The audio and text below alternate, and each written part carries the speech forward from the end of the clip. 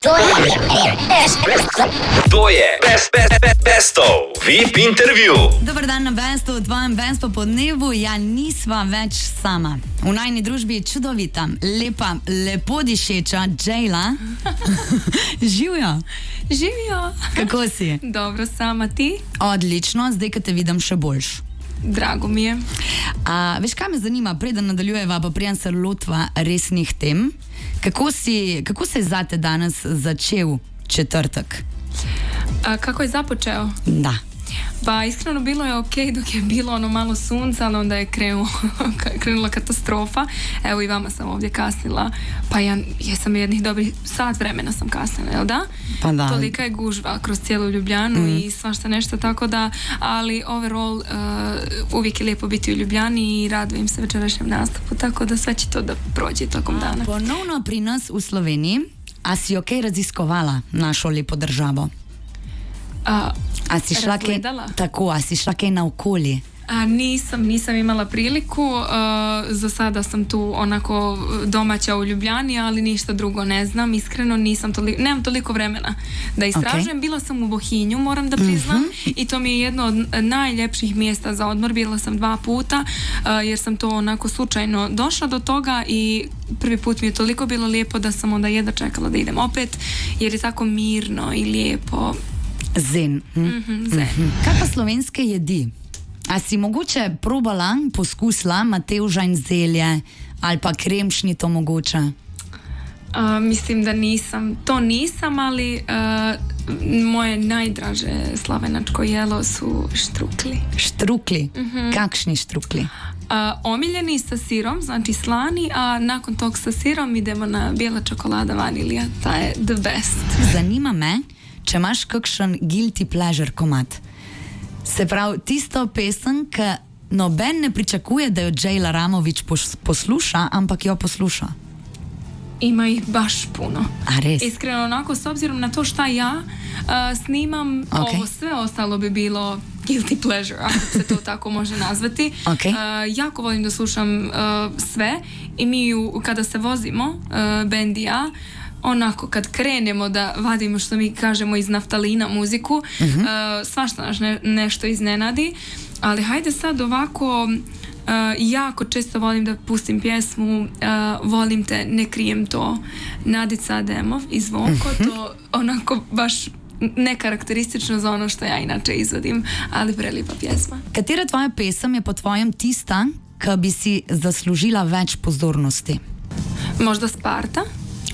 Možda, ali ja mislim da će ona naći svoj put tokom vremena, iako i sada stvarno ljudi je znaju i publika koja meni dolazi na nastupe znaju tu pjesmu, ali mislim da je onako mogla da bude poznatija malo široj masi.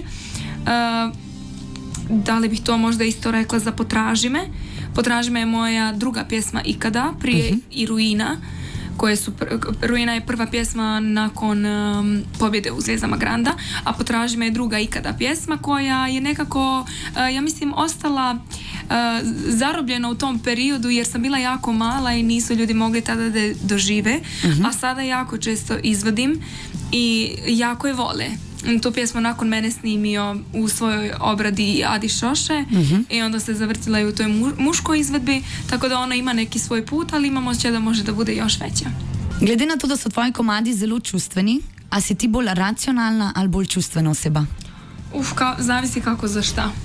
Znaš, nekad onako gledam da budem uvijek objektivna u svemu, ali generalno kada su neke prejake emocije ne može čovjek uvijek da bude racionalan, ali što se tiče, evo, ako ništa posla, gledam da moraš negdje da režeš dosta puta emocije, ali za privatni život ja mislim da i dalje više slušam srce nego razum. Odlično. Katera tvoja pesem te še danes zadane, ko jo zapoješ v živo?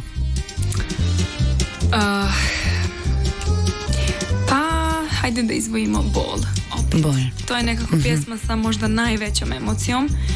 Možda najtežom pričom koja ti onako instant bez da razmišljaš previše o tekstu budi emocije. Iako svaka moja pjesma je posebna za mene i volim da ih izvodim i nemam problem nijednu da izvodim na nastupima, ali nekako kad pjevam bol nekad ipak imam onaj osjećaj kako ću, jer mi dođe cijeli backstory u glavu i bude mi ipak teško, onako me pogodi lično. Ko si na odru, a še vedno obstaja moment treme, ali je to zdaj že tist drugačen feeling? Sve zavisi iskreno gdje sam. Inače, imala sam taj jedan duži period kada sam totalno prevazišla taj moment treme i kad to nisam uopšte doživljavala na taj način. Jednostavno mi kao izvođači uvijek želimo da sve bude savršeno. Ali specifično je to kod mene da mi sve ovisi o tome da li su neki moji bliski ljudi tu pred kojima imam tremu onako po defaultu, jer imam osjećaj kao da dugujem da budem najbolja ikada kada su neki ljudi tu. Na nekim koncertima u posljednjem periodu, na primjer kad sam s Jakovom nastupala, sam imala ogromnu tremu.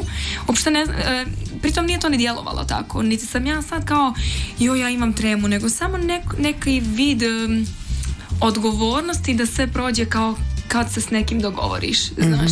Onako kad sam sama i kad je moj nastup, manje više je sve moja odluka tu na licu mjesta.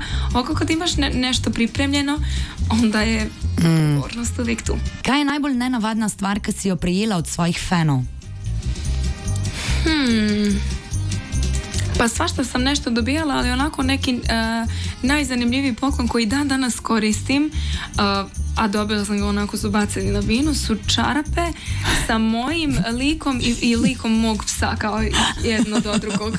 Jer kao koristim ih i onda mi je to stalno onako pred očima da se sjetim svaki put da mi je to neko poklonio, stalno ne znam niko, ali tako god da ja to i dalje koristim.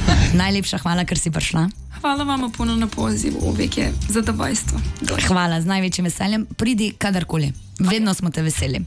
Može.